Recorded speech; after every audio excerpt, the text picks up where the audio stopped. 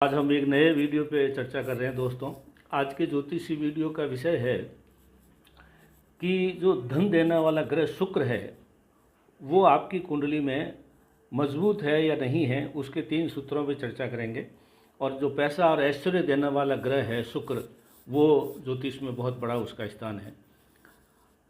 मैं हूँ अमर सिंह चौहान, अमर एस्ट्रोलॉजी में आपका स्वागत है। देखिए, धन का देवता शुक्र है। हर सुख जो है जीवन में, जितने भी सुख हैं उनका सबका देवता अलग अलग है।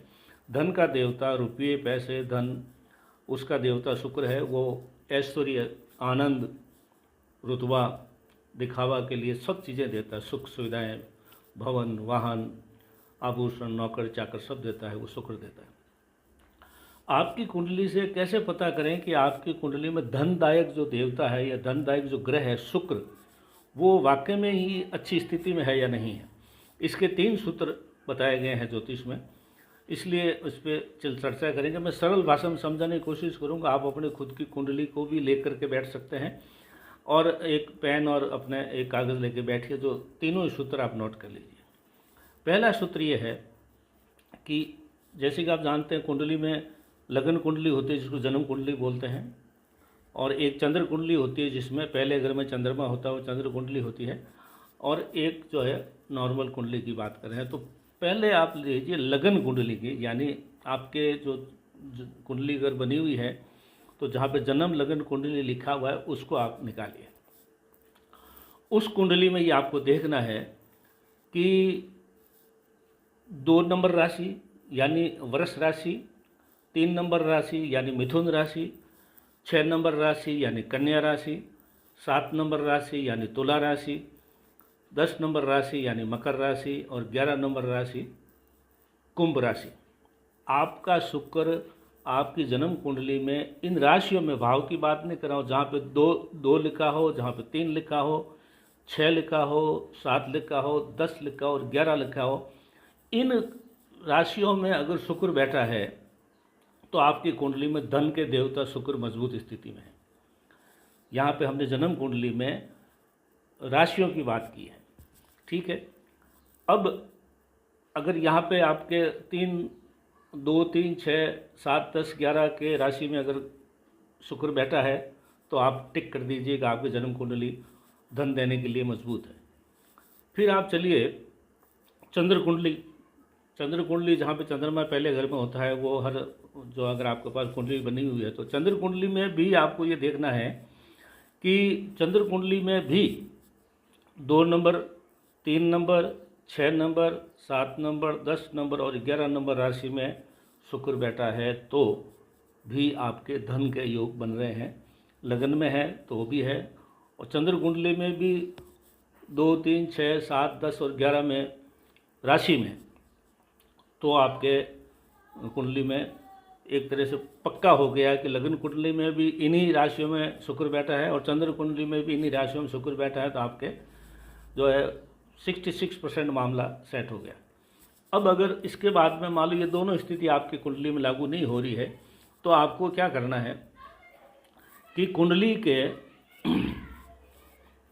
भावों को देखिए। अभी तक हमने राशि की बात की है, लगन कुंडली में भी राशि देखनी है, चंद्र कुंडली में भी राशि देखनी है। फिर आप जाइए लगन कुंडली में शुक्र दूसरे घर में बैठा है। अब राशि की बात नहीं हो रही, शुक्र दूसरे घर में बैठा है या तीसरे में बैठा है या चौथे में बैठा है या 5वें में बैठा है या 9वें घर में बैठा है या 11वें में बैठा है या 12वें में बैठा है। यहाँ पे राशि की बात नहीं है। लगन कुंडली चंद्र कुंडली में हमने राशियों की बात की थी, आपको उसमें जो संख्या लिखी है वो देखनी है।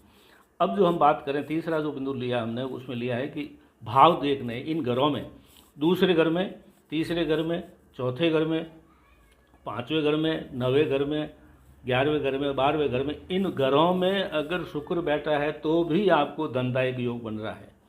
तो बहुत सरल भाषा में हमने ये बात की दोस्तों कि अगर तीनों में से तीनों सूत्र लागू हो रहे हैं, यानी लगन कुंडली में भी 2, 3, 6, 7, 10, 11 में शुक्र बैठा है कहीं न कहीं इनमें से राशि में, चंद्र कुंडली में भी 2, 6, 7, 10, 11 में शुक्र बैठा है तो और मामला पक्का हो गया।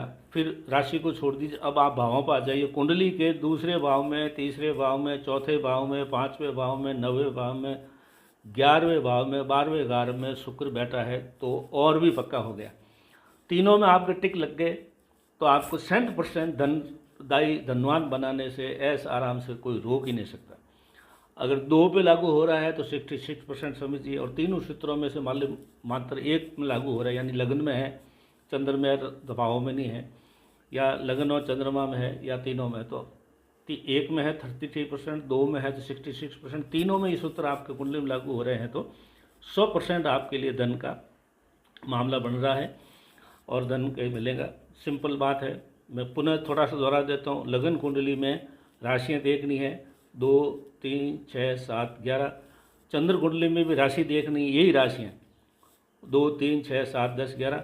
और तीसरे सूत्र में है कि भाव के अंदर देखना है कि दूसरे घर में, तीसरे घर में, चौथे घर में, 5वें घर में, 9वें घर में, 11वें घर में, 12वें घर में शुक्र है तो आप धनवान बनने से कोई नहीं रोक सकता। शास्त्रों में लिखा हुआ है कि धनवान ही बलवान है। तो ये चीज़ें हैं। अब एक सावधानी ये है कि शुक्र पीड़ित नहीं होना चाहिए, यानी नीच राशि में न हो, वक्री न हो, पीड़ित ग्रहों से प्रभावित न हो, पीड़ित ग्रहों के बीच में पाप का आरती में फंसा हुआ नहीं हो। शुक्र बिल्कुल बढ़िया होना चाहिए, अंश बल में, षट बल में शुक्र मजबूत है। तीनों सूत्र लागू हो रहे हैं, पैसा आपके पास में आएगा ही। 2 सूत्र लागू है तो 66%, 1 सूत्र लागू है तो 33%। शुक्र मजबूत होना चाहिए, ये सरल सा सूत्र आज हमने लिया है दोस्तों, बहुत बढ़िया है। हमने गत दिनों में शनि 42 साल में राज करवाता है, वो देखा कई लोगों ने ये कहा साहब फिर हमारी ज़िंदगी में पैसा है ही नहीं। तो ये सूत्र आप देख लीजिए, अगर ये सूत्र आपकी कुंडली में लागू हो रहे हैं तो पक्की बात है कि आपको पैसा आपको जीवन में अवश्य आएगा। और कलयुग में धनवान ही बलवान है, ये सूत्र लागू होता है। आज इतना ही, धन्यवाद।